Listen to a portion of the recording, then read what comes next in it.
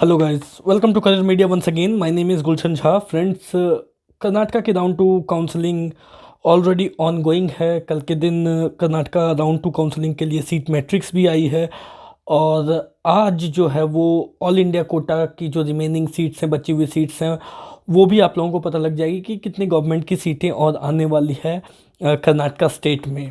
तो फिलहाल जो कल सीट मैट्रिक्स आई है कर्नाटका स्टेट की राउंड टू काउंसलिंग को लेकर के, उस सीट मैट्रिक्स पर एक नज़र डालेंगे और जानने की कोशिश करेंगे कि राउंड टू में कर्नाटका की एक्सपेक्टेड कट ऑफ क्या हो सकती है। क्या वो पॉजिटिव शिफ्ट रह सकती है लास्ट ईयर के अकॉर्डिंग, या फिर उसमें भी कुछ नेगेटिव शिफ्ट देखने को मिलेगा। इन बातों को देखेंगे। साथ में जो सीट मैट्रिक्स है वो लास्ट ईयर के अकॉर्डिंग कैसी सीट मैट्रिक्स है, राउंड टू को कंपेयर करेंगे लास्ट ईयर के अकॉर्डिंग। क्या इसमें इस बार की सीट मैट्रिक्स में ज़्यादा सीटें बची है या कम सीटें बची है, और जितनी भी सीटें बची है वो लास्ट ईयर के कंपैरिजन में उनकी रेशियो अगर देखेंगे तो वो रेशियो किस वजह से वो इतनी सीटें बची है वो भी देखने की कोशिश करेंगे। तो चलिए स्टार्ट करते हैं वीडियो को। सबसे पहले बात कर लेते हैं कि कल जो कर्नाटका की सीट मैट्रिक्स आई है, उस सीट मैट्रिक्स के अकॉर्डिंग इस साल 2020 की राउंड टू काउंसलिंग में कितनी सीटें कर्नाटका स्टेट की बाकी है। प्राइवेट कॉलेजेस की बात करेंगे फ़िलहाल तो, क्योंकि गवर्नमेंट कॉलेजेस के लिए जैसा मैंने आपको बताया कि गवर्नमेंट कॉलेजेस की जो सीट मैट्रिक्स है ऑल इंडिया कोटा से जो सीट्स वापस आनी होती है स्टेट्स को, वो आज शाम तक या कल तक आ जाएगी। तो फिर उस टाइम में हम गवर्नमेंट सीट्स की भी बात करेंगे। फ़िलहाल हम बात कर लेते हैं कि प्राइवेट कॉलेजेस की जो सीट्स हैं जिसके लिए नॉन डोमिसाइल स्टूडेंट्स भी एलिजिबल हैं, वो सीट मैट्रिक्स क्या कहती है। राउंड वन काउंसलिंग की बात करें तो जो 10 लाख वाली फ़ीस है, अगर फीस स्ट्रक्चर की पहले बात करें तो कर्नाटका में 3 तरीके की फ़ीस स्ट्रक्चर चलती है प्राइवेट कॉलेजेस में। एक तो जिसके लिए नॉन डोमिसाइल स्टूडेंट एलिजिबल हो सकते हैं। एक तो सबसे पहले है 9,80,000 रुपीज़ वाली जो फ़ीस स्ट्रक्चर है, अप्रॉक्स 10 लाख की जो फ़ीस स्ट्रक्चर है, वो सीट्स हैं। जो दूसरी तरीके की सीट्स है वो है अदर्स कोटा की सीट। अदर्स कोटा की सीट में जो फीस है वो कहीं ना कहीं बहुत ज़्यादा है, 25 लाख, 30 लाख, 35 लाख पर एनम है, जो अप्रॉक्सीमेटली एनआरआई कोटा की सीट्स के फीस के बराबर है। और तीसरी जो कैटेगरी है वो है एनआरआई सीट्स, जिसके लिए एनआरआई स्टूडेंट्स ही अभी फ़िलहाल एलिजिबल होंगे। और स्ट्रे वैकेंसी राउंड में जब एनआरआई की सीट्स बच जाती हैं, खाली बच जाती है, तो उन्हें अदर्स कोटा में कन्वर्ट कर दी जाती है। और फिर जब एक बार अदर्स कोटा में कन्वर्ट की जाती है तो उसके लिए फिर स्ट्रे वैकेंसी में सभी स्टूडेंट्स एलिजिबल होते हैं, मगर at the same time fees उनकी भी उस टाइम में ज़्यादा ही रहती है। एनआरआई कोटा की जो फीस है उससे थोड़ी कम रहेगी, मगर आप देखोगे कि वो कम होकर के 10 लाख की फ़ीस तक नहीं आएगी, वो उससे ज़्यादा ही रहेगी। तो हम जो बात करने वाले हैं अभी सबसे पहले, तो वो जो 10 लाख वाली फ़ीस है उसमें कितनी सीट बाकी बची हुई है जिससे कि जिसकी मेरिट बहुत ज़्यादा हाई जाती है। तो 10 लाख फीस की अगर सीट्स की बात करें तो राउंड वन काउंसलिंग में 643 टोटल सीट्स थी। उसमें से अभी फ़िलहाल 2000 जब 2020 की राउंड टू काउंसलिंग चल रही, तो अभी जो सीट मैट्रिक्स आई है राउंड टू के लिए वैकेंट सीट्स, जो 10 लाख वाली फीस स्ट्रक्चर वाली जो सीट्स हैं, उसमें अगर हम देखते हैं तो 509 सीट्स अभी अवेलेबल हैं, वैकेंट हैं। अब ये 509 सीट्स जो है वो लास्ट ईयर के अकॉर्डिंग थोड़ा कंपेयर करके देख लेते हैं कि क्या है।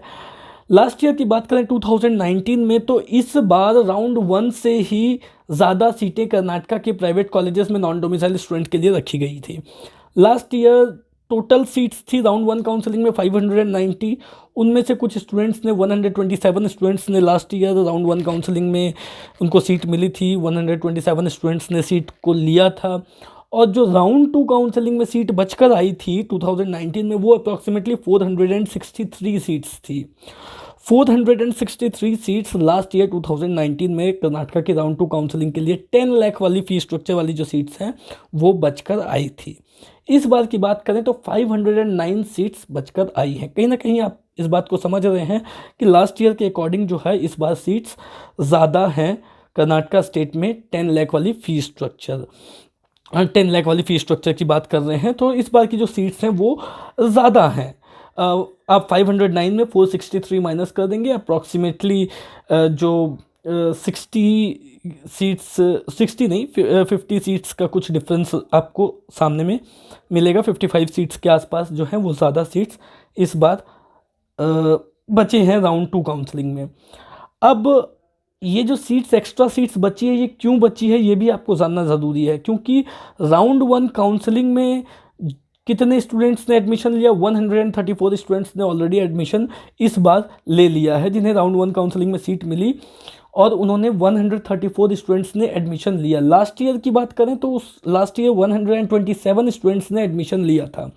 तो इस बार ज़्यादा स्टूडेंट्स ने एडमिशन लिया है, उसके बाद भी अभी 50 से 55 सीट्स ज़्यादा बची हुई हैं 2019 की राउंड 2 काउंसलिंग के कंपैरिजन में। रीज़न क्या है कि इस बार की राउंड 1 काउंसलिंग में ही ज़्यादा सीटें थी, उसी में से 134 स्टूडेंट्स ने एडमिशन लिया, और वही रीज़न है कि उसके वजह से ये जो सीट्स बची हुई है 509 सीट्स बची हुई है, या आप कह सकते हैं कि 55 सीट्स अप्रॉक्सीमेटली लास्ट ईयर के अकॉर्डिंग, लास्ट ईयर के कंपैरिजन में ज़्यादा बची हुई। इसका रीज़न यही था कि from the start of the counselling की स्टार्ट से ही हम देख रहे हैं कि ऑलरेडी ज़्यादा सीटें नॉन डोमिसाइल स्टूडेंट्स के लिए रखी गई थी लास्ट ईयर के कंपैरिजन में, 2019 के कंपैरिजन में।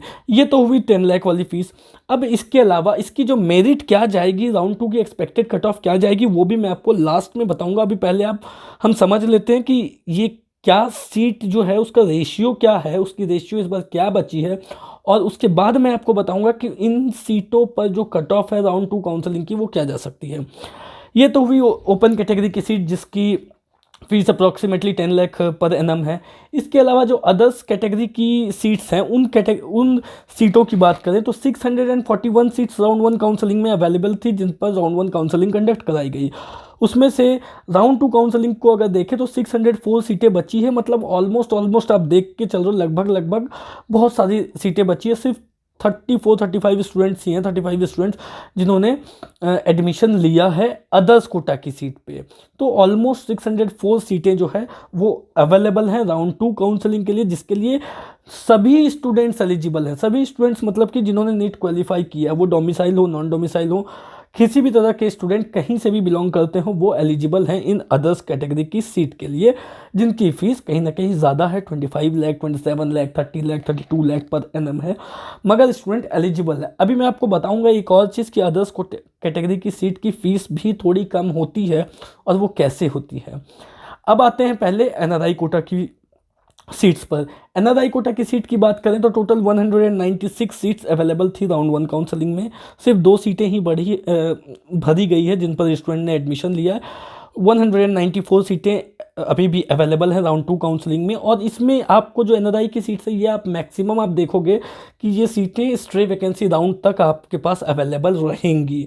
अदर्स की भी जो सीट्स है वो भी, और जो एनआरआई कोटा की सीट्स हैं वो भी आपकी स्ट्रे वैकेंसी राउंड तक वैकेंट रहेगी, और उन पर फिर स्ट्रे वैकेंसी राउंड कंडक्ट कराया जाता है, जो कि एक कॉलेज लेवल काउंसलिंग होती है। और जब कॉलेज लेवल काउंसलिंग होती है तो क्या होता है वो भी चीज़ें मैं आपको बताऊंगा। अब ये तो हुई सीट मैट्रिक्स की बात कि अभी राउंड 1 काउंसलिंग जब ख़त्म हुई तो राउंड 2 काउंसलिंग में ओपन कैटेगरी मतलब जो 10 लाख वाली फ़ीस है वो उनमें से कितनी सीटें बची है, 509 सीटें बची है।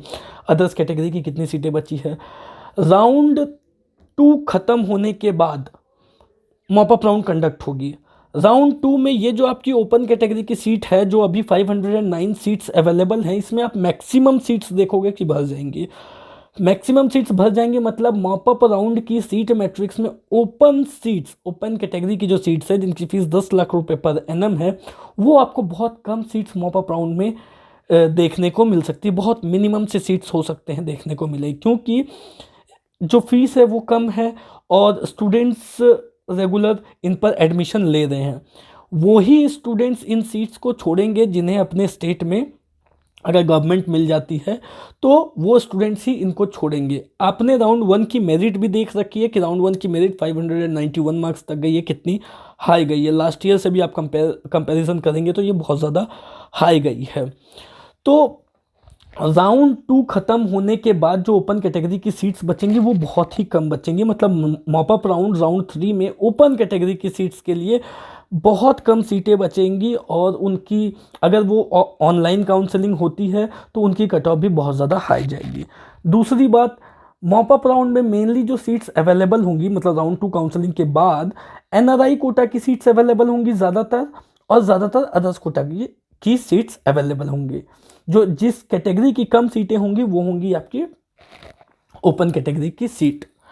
ये चीज़ें आपको पता लग गई कि मॉप अप राउंड में क्या चीज़ें होने वाली है। अब आते हैं कुछ कुछ पॉइंट्स हैं जिनको आपको ध्यान में रखना बहुत ज़्यादा ज़रूरी है, और जो जो कुछ रूल्स हैं कर्नाटका की, वो रूल्स आप देख लीजिए। क्या है रूल्स? सबसे पहले तो ये है कि 2018 के बाद से, 2018 में जब काउंसलिंग हुई कर्नाटका की, तो 2019 में कुछ रूल्स में चेंजेस किए गए। 2018 में क्या हुआ करता था कि जो सेकेंड राउंड हुआ करती थी, तब भी कर्नाटका में न्यू रजिस्ट्रेशंस अलाउड होते थे, मगर 2019 से थोड़ा सा इस रूल को चेंज किया गया, सेकेंड राउंड में न्यू रजिस्ट्रेशन अलाउ नहीं किया गया, और वही रूल अभी 2020 में भी कंटिन्यूसली फॉलो की जा रही है। राउंड 2 में न्यू रजिस्ट्रेशंस अलाउड नहीं है। न्यू रजिस्ट्रेशंस अलाउड नहीं है मतलब कि एप्लीकेशन फॉर्म ओपन नहीं किया जाएगा। जिन बच्चों ने राउंड 1 काउंसलिंग में रजिस्ट्रेशन कराया, सिर्फ वही स्टूडेंट, और उन्होंने चॉइस फिलिंग की, सिर्फ वही स्टूडेंट एलिजिबल होंगे राउंड 2 काउंसलिंग में।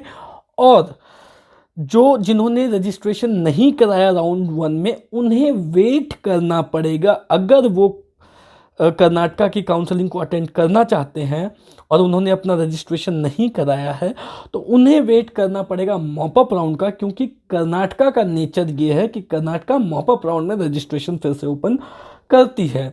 तो न्यू रजिस्ट्रेशन, वैसे सभी स्टूडेंट्स जिन्होंने रजिस्ट्रेशन नहीं कराया है, वो स्टूडेंट्स वेट करें, और मॉप अप राउंड में रजिस्ट्रेशन ओपन होगी तो उस टाइम में वो अपना रजिस्ट्रेशन करा सकते हैं।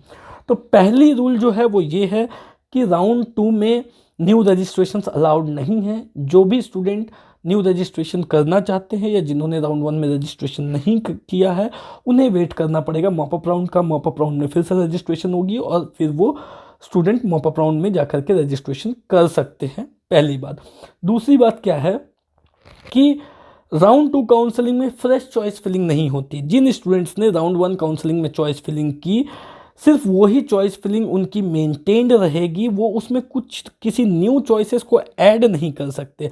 हाँ, उनकी जो चॉइसेस हैं, जो चॉइसेस उन्होंने राउंड 1 काउंसलिंग में चॉइस फिलिंग जिसकी की है, उस चॉइस फिलिंग को वो इंटरचेंज ज़रूर कर सकते हैं, मॉडिफाई ज़रूर कर सकते हैं, डिलीट ज़रूर कर सकते हैं, रीअरेंज ज़रूर कर सकते हैं। मतलब जो चॉइसेस उन्होंने राउंड 1 में जो चॉइसेस फिल की, मान लेते हैं किसी स्टूडेंट ने 10 कॉलेज भरे, तो वो 10 कॉलेज ही उनको राउंड 2 काउंसलिंग में भी उनकी चॉइस फिलिंग में दिखाई देगी। कोई वो नेक्स्ट और कोई दूसरा कॉलेज, 11वां कॉलेज अपनी जो चॉइस फिलिंग है उसमें ऐड नहीं कर सकते हैं, पहली चीज़। दूसरी चीज़ कि वो जो 10 कॉलेज दिख रहे हैं उसमें वो डिलीट कर सकते हैं, 10 को 9 कर सकते हैं, 9 को 8 कर सकते हैं, या फिर 2 कॉलेज डिलीट करके 8 कर सकते हैं, 3 कॉलेज डिलीट करके 7 कर सकते हैं। चॉइसेस को कम कर सकते हैं लेकिन बढ़ा नहीं सकते हैं। और अगर वो कम नहीं करना चाहते हैं तो वो जो चॉइसेस हैं, उन्होंने अगर 10 कॉलेजेस को चूज़ किया है तो उन 10 कॉलेजेस को वो फेर बदल उसमें वो कर सकते हैं। वो उनकी जो ऑर्डर है, उनके ऑर्डर को चेंज कर सकते हैं। किसी कॉलेज को ऊपर ले जाना है तो वो कर सकते हैं, मॉडिफाई कर सकते हैं। किसी कॉलेज को नीचे लाना है तो वो कर सकते हैं, लेकिन फ्रेश चॉइस फिलिंग नहीं कर सकते। वैसे भी स्टूडेंट जिन्होंने राउंड 1 काउंसलिंग में अपनी चॉइस फिलिंग नहीं की, रजिस्ट्रेशन किया मगर चॉइस फिलिंग नहीं की, वो अगर राउंड 2 काउंसलिंग में चॉइस फिलिंग करना चाहते हैं तो वो नहीं कर सकते हैं, क्योंकि राउंड 2 में फ्रेश चॉइस फिलिंग की कोई ऑप्शन अवेलेबल नहीं है। New choice filling, fresh choice filling की ऑप्शन अवेलेबल नहीं है, उनको वेट करना पड़ेगा मॉप अप राउंड के लिए। ये है दूसरी रूल वहाँ की।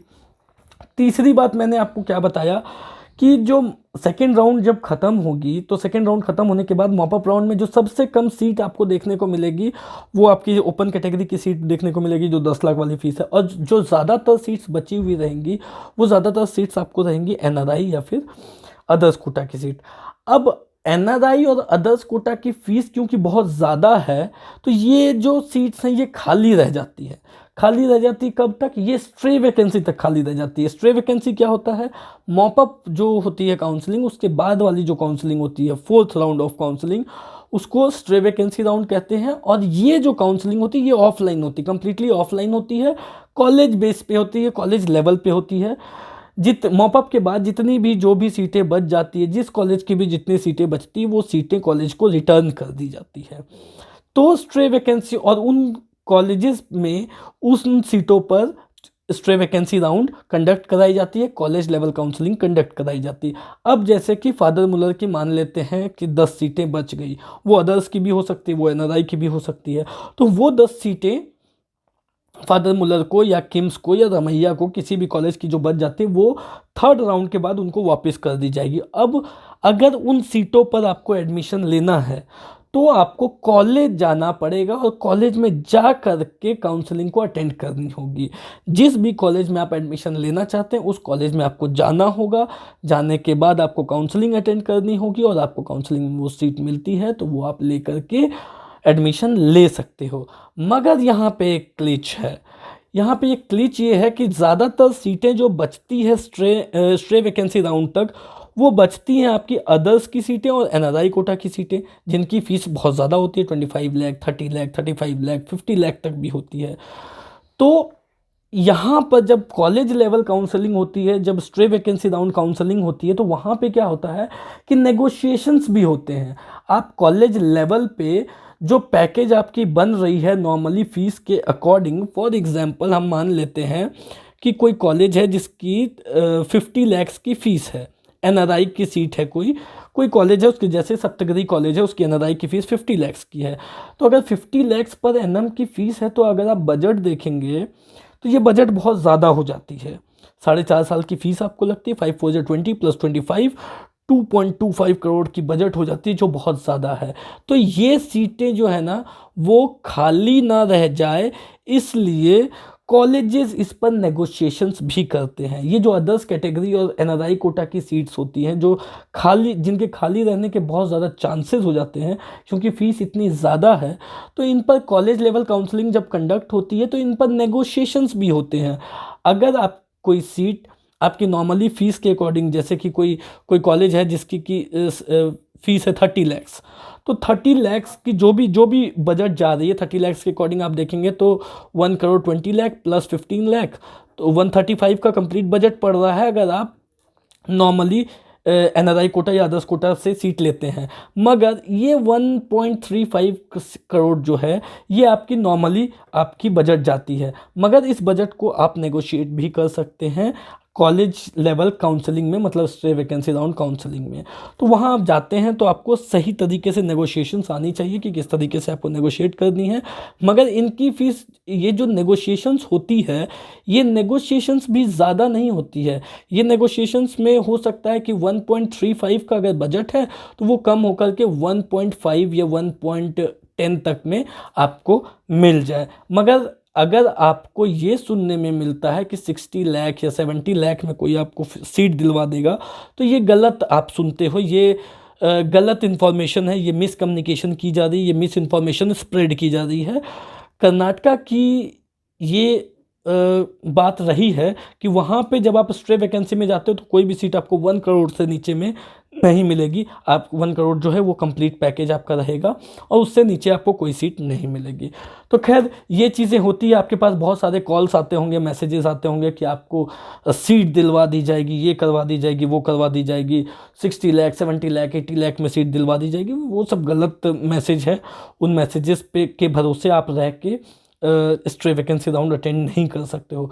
जो एक्चुअल फिगर है कर्नाटका की वो यही है कि 1 करोड़ 1 करोड़ 5 लाख 1 करोड़ 10 लाख की तो बजट स्ट्रे वैकेंसी राउंड में कर्नाटका की जाएगी ही जाएगी। क्योंकि रीज़न है उसके पीछे, एक तो कॉलेजेस बहुत अच्छे हैं, दूसरी बात वहाँ के हॉस्पिटल्स अच्छे हैं, पेशेंट फ्लो अच्छी है, पेशेंट की कैपेसिटी अच्छी है, फिर आपको पीजी बेनिफिट अच्छी मिलती है। जब आप वहाँ से करते हैं तो आपको आगे चल के, जो आप पीजी करते हैं तो पीजी में आपको काफ़ी बेनिफिट्स मिलती है। तो ये रीज़न्स है जिस वजह से कॉलेज वाले को भी पता है कि हमारी कोई भी सीट 70-80 के लायक नहीं है। हम अगर 1 करोड़ 1 करोड़ 10 लाख रखेंगे तो वो स्टूडेंट्स लेने के लिए रेडी हो जाएंगे। तो ये रीज़न्स है जिस वजह से आपको एट्रैक्टिव ऑफर्स 60 लाख 70 लाख 80 लाख की एट्रैक्टिव ऑफर्स आपके फ़ोन पर भेजे जाते हैं और आपको ये कहा जाता है कि आप अगर उनके थ्रू एडमिशन लेते हो तो आपको सस्ते में सीट मिल जाती है। बट एक्चुअली ऐसा है नहीं। सिनेरियो एकदम अलग है। अगर आप कर्नाटका में सीट लेना चाहते हो तो आपको मिनिमम बजट, अगर आप स्ट्रे वैकेंसी में लेना चाहते हो तो आपको मिनिमम बजट 1 करोड़ 10 लाख का रखना ही पड़ेगा। वहीं जो हाई मेरिट वाले हैं, जिनकी 570 560 565 575 या 550 से ऊपर आ रही है, 545 से ऊपर आ रही है, वो एक बार ज़रूर ट्राई कर सकते हैं। उनके पास पूरे पूरे चांसेस हैं कि मॉपअप राउंड तक उन्हें ओपन कैटेगरी की सीट मिल जाए। मॉपअप राउंड तक उन्हें ओपन कैटेगरी की सीट मिल जाए, मतलब 10 लाख वाली जो सीट है वो मिल जाए, जिस केस में उनकी बजट कंप्लीटली कम जाएगी। ये कंप्लीट सिनेरियो कर्नाटका का रहता है। अब आते हैं हम लोग कि राउंड 2 में एक्सपेक्टेड कट ऑफ कितनी जा सकती है कर्नाटका के ओपन कैटेगरी सीट्स पे। ठीक है, तो स्टार्ट करते हैं। सबसे पहले बात कर लेते हैं कि सेंट जॉन मेडिकल कॉलेज की एक्सपेक्टेड कट ऑफ देखेंगे, कॉलेज टू कॉलेज देखेंगे कि क्या एक्सपेक्टेड कट ऑफ जा सकती है राउंड 2 कॉलेज, राउंड 2 काउंसलिंग में ओपन सीट्स की। ओपन सीट्स मतलब जो 10 लाख की फीस है उनकी क्या जा सकती है, और साथ में जो 3-4 कॉलेजेस हैं जो महंगे हैं, लाइक 16 लाख से 20 लाख की जो फीस वेरी कर रही है, वो कितनी उनकी जो है वो कितनी जा सकती है, उनकी कट ऑफ राउंड 2 में क्या जा सकती है। Saint John medical college Bangalore की कट ऑफ जा सकती है up to 11,000 all India rank. Vaidehi institute of medical science and research centre Bangalore की कट ऑफ जा सकती है राउंड 2 काउंसलिंग में up to 16,000 all India rank. MS Ramaiah medical college Bangalore की कट ऑफ जा सकती है up to 18,835 all India rank. BGS global institute of medical science Bangalore की कट ऑफ जा सकती है up to 20,061 all India rank. East Point College of medical science and research centre Bangalore की cut off जा सकती है up to 21,000 all India rank. Kempegowda Institute of medical science Bangalore की cut off जा सकती है up to 22,075 all India rank. Mahadevappa Rampura Medical College Kalaburagi की cut off जा सकती है up to 20,500 all India rank. AJ Shetty Mangalore की कट ऑफ जा सकती है राउंड 2 काउंसलिंग की up to 24,800 all India rank. Saptagiri institute of medical science Bangalore की कट ऑफ जा सकती है up to 21,500 all India rank. Doctor BR Ambedkar medical college Bangalore की कट ऑफ जा सकती है up to 23,000 all India rank. Subbaiah institute of medical science Shimoga की cut off जा सकती है up to 25,000 all India rank. Akash institute of medical science Devanahalli की cut off जा सकती है up to 25,000 all India rank. The Oxford medical college hospital and research centre Bangalore की cut off जा सकती है up to 23,000 all India rank. Srinivasa institute of medical research centre Srinivasa Mangalore की cut off जा सकती है up to 23,000 all India rank. MVJ medical college and research hospital Bangalore की cut off जा सकती है up to 25,000 all India rank. Father Muller institute of medical science and research Mangalore की cut off जा सकती है up to 25,000 all India rank. MVJ medical college की cut off जा सकती है, MVJ मेडिकल कॉलेज बेंगलोर की कट ऑफ जा सकती है up to 25,000 all India rank. JJM Davangere Jaya Jagadguru की जो कट ऑफ है वो भी जा सकती है up to 25,000 all India rank. Al-Ameen medical college Vijayapura की कट ऑफ जा सकती है up to 28,000 all India rank. सिद्धि Nijalingappa medical college and research centre Bagalkot की कट ऑफ जा सकती है up to 27,500 all India rank. Kanachur institute of medical science and research centre Mangalore की कट ऑफ जा सकती है up to 29,000 all India rank. Shamanur Shiva Shankarappa institute of medical science जो JJM की जो सिस्टर ब्रांच है उसकी कट ऑफ जा सकती है up to 28,000 all India rank. Sridevi institute of medical science Tumkur की कट ऑफ जा सकती है up to 30,000 all India rank. K Venkataramana Gowda KVG Sullia की कट ऑफ जा सकती है up to 28,500 all India rank. Shri Basaveshwara medical college and hospital Chitradurga की कट ऑफ जा सकती है up to 29,200 all India rank. Navodaya medical college Raichur की कट ऑफ जा सकती है up to 30,500 all India rank.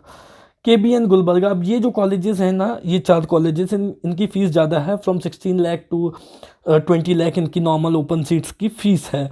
तो अभी इससे पहले जो मैंने आपको कॉलेजेस बताए वो 10 लाख वाली फ़ीस थी, उनकी जो फ़ीस है वो 10 लाख की फ़ीस है। तो अब जो कॉलेजेस मैं बता रहा हूँ उनकी फ़ीस थोड़ी ज़्यादा है, तो उनकी कट ऑफ देख लेते हैं। KBN गुलबर्गा की कट ऑफ जा सकती है up to 70,000 all India rank. SGM Dharwad की कट ऑफ जा सकती है up to 93,500 all India rank. Adi Chunchanagiri institute of medical science Mandya की कट ऑफ जा सकती है up to 1,20,000 all India rank. और दयानंद सागर मेडिकल कॉलेज हुबली जो इस बार ही आई है उसकी कट ऑफ जा सकती है up to 1,50,000 all India rank. इन जो चारों कॉलेजेस की कट ऑफ जो जो मैंने लास्ट में बताया कि काफ़ी पीछे तक जा सकती है, इसका रीज़न यही है कि कॉलेजेस बहुत महंगे हैं। और अगर आप इस रेंज में आ रहे हो तो आपको इससे सस्ते कॉलेजेस मिलने के पूरे पूरे ऑप्शंस हैं, रेदर देन कि आप इतने महंगे कॉलेजेस में जाओ। हालांकि जो स्टेट होगी वो कहीं ना कहीं डिफरेंट हो सकती है, अलग स्टेट हो सकती है, मगर जो कट ऑफ है वो इस कट ऑफ में आपको सस्ते कॉलेजेस मिलने के चांसेस रहेंगे। तो फ्रेंड्स, यही चीज़ें हैं, ये मैंने आपको सीट मैट्रिक्स बता दी कि सीट मैट्रिक्स में क्या है, राउंड 2 की सीट मैट्रिक्स में कितनी कितनी सीटें बची है और इनके बेसिस पे क्या कट ऑफ जा सकती, क्या रूल्स एंड रेगुलेशंस हैं। राउंड 2 में जो भी आपको सीट मिलती है उस सीट पर आपको एडमिशन लेना अनिवार्य है, मैंडेटरी है। अदरवाइज़ अगर आप सीट नहीं लेते हो तो अगर आपको राउंड 2 में सीट मिलती है और वो सीट आप नहीं लेते हो तो आपको 3 साल के लिए कर्नाटका की काउंसलिंग से बार्ड कर दी जाएगी। और जो दूसरी बात है वो ये भी है कि आपके ऊपर लीगल एक्शन भी लिया जा सकता है, जो कि इनके नोटिफिकेशन में लिखी हुई होती है, इनके इन्फॉर्मेशन ब्राउचर में लिखी हुई होती है। अब वो लीगल ऑप्शन किस टर्म्स में ली जा सकती है ये देखने वाली बात होगी, क्योंकि कर्नाटका में बहुत ज़्यादा सीट ब्लॉकिंग होती है। तो इस तरीके की चीज़ें, इन जो सीट ब्लॉकिंग होती है, इन सीट ब्लॉकिंग से बचने के लिए ही ये रूल रखा गया है कि अगर आप सेकेंड राउंड में सीट लेते हो और अगर बिना किसी जेन्युइन रीज़न के आप उस सीट को छोड़ते हो तो आपके ऊपर लीगल एक्शन लिया जा सकता है। अब वो लीगल एक्शन क्या हो सकती है वो कर्नाटका के ऊपर में है। इसलिए एक तो जब आप चॉइस फिलिंग कर रहे हो, जब आपने चॉइस फिलिंग ऑलरेडी कर रखा है, तो जो महंगे कॉलेजेस हैं उन महंगे कॉलेजेस में अगर आपको नहीं लेना है तो आपको उन कॉलेजेस को डिलीट कर देना चाहिए चॉइस फिलिंग से। जिन कॉलेजेस, आपको सिर्फ उन्हीं कॉलेजेस को अपनी चॉइस फिलिंग में रखनी चाहिए जिन कॉलेजेस में यदि आपको एडमिशन मिले तो आपको लेना ही हो। उन जिन कॉलेजेस में आपको एडमिशन लेनी ही है, सिर्फ उन्हीं कॉलेजेस को आप अपनी राउंड 2 की चॉइस फिलिंग में रखें। अदरवाइज़ ऐसा ना करें कि देख लेते हैं क्या मिलती है, उसके बाद नहीं होगा तो छोड़ देंगे। ये मेंटलिटी कर्नाटका के राउंड 2 काउंसलिंग के लिए बिल्कुल सही नहीं है। इसलिए जिस कॉलेज को आप चॉइस फिलिंग में रख रहे हो, मेक श्योर कि वो कॉलेज अगर आपको मिलती है तो आप उस कॉलेज में एडमिशन ले लो, अदरवाइज़ प्रॉब्लम हो सकती है। और जिन कॉलेजेस को नहीं लेने हैं या जो महंगे कॉलेजेस हैं उनको आप चॉइस फिलिंग से डिलीट कर सकते हो। डिलीट करने का ऑप्शन अभी भी स्टार्ट है, आप अभी भी मॉडिफाई कर सकते हो, डिलीट कर सकते हो। चॉइस फिलिंग करने की लास्ट डेट 10 दिसंबर 2020 रखी गई है। 11 को आपके रिज़ल्ट आ जाएगी और रिज़ल्ट आने के बाद जो भी कॉलेज आपको मिलती है उस कॉलेज में जाकर के आपको रिपोर्टिंग करनी होगी with original documents and first year fees. So all the best for your round 2 counselling. और अगर कोई भी डाउट हो, क्वेरी हो तो दिए गए नंबर पर कॉल कर सकते हैं। यदि आपको कर्नाटका को लेकर के या किसी भी दूसरे स्टेट को लेकर के कोई दिक्कत आ रही हो, कोई प्रॉब्लम आ रही हो, कोई कुछ पूछना हो तो आप दिए गए नंबर पे कॉल कर सकते हैं। या आप चाहें तो करियर मीडिया से पेड काउंसलिंग गाइडेंस भी ले सकते हैं, जिसमें हम through out the counselling students को हेल्प करते हैं, उन्हें गाइडेंस प्रोवाइड करते हैं कि उन्हें उनके मार्क्स पर, उनकी रैंक पर कौन से स्टेट में अप्लाई करना चाहिए जहां उन्हें सस्ते में और अच्छे कॉलेजेस मिलेंगी। और यदि उन्हें बेंगलुरु जाना है, कर्नाटका में रहना है या कर्नाटका में ही एडमिशन चाहिए, तो उन्हें किस तरीके से आगे प्रोसीड करनी चाहिए, इन सभी तरीके की जानकारी के लिए भी आप दिए गए नंबर पे कॉल कर सकते हैं। Thank you so much.